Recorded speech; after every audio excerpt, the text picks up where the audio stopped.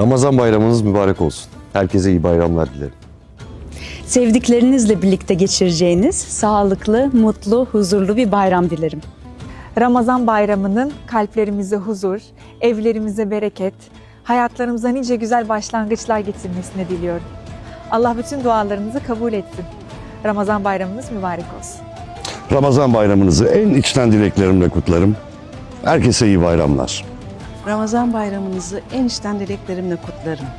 Şeker tadında tüm sevdiklerinizle beraber olsun. Ramazan bayramınız kutlu olsun. Tüm izleyenlerimizin bayramını kutlar, sağlıklı, mutlu, huzurlu, keyifli bir bayram dilerim. Ramazan bayramınızı en içten dileklerimle kutlarım. Herkese iyi bayramlar. Herkese merhaba.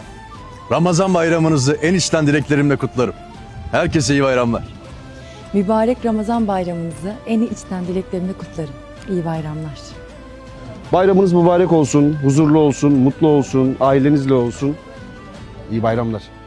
Ramazan bayramınızı en içten dileklerimle kutluyor. Ailenizle birlikte huzurlu bir bayram geçirmenizi diliyorum. Ramazan bayramınız mübarek olsun. Herkese iyi bayramlar. Sevdiklerinizle beraber, dualarınızın kabul olduğu nice güzel bayramlar dilerim. Sevdiklerinizle beraber nice güzel bayramlarınız olsun. İyi bayramlar.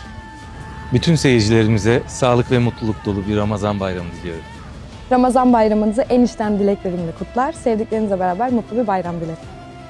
Ramazan bayramınızın mutluluk ve bereketi üzerinizden eksik olmasın. Bayramınız mübarek olsun.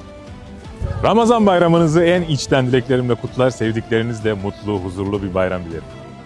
Ramazan bayramınız mübarek olsun. Herkese iyi bayramlar. Tüm herkesin Ramazan bayramını en içten dileklerimle kutlarım. İyi Ramazanlar. Ramazan bayramımız mübarek olsun. Şeker tadında bayram diliyorum herkese. Ramazan bayramınızı kutlarım. Sevdiklerinize nice bayramlara. Sevdiklerinizle beraber şeker tadında huzur dolu bir Ramazan bayramı geçirmenizi diliyorum. Ramazan bayramınızı en içten dileklerimle kutluyorum. Şeker tadında bir bayram geçirmenizi diliyorum.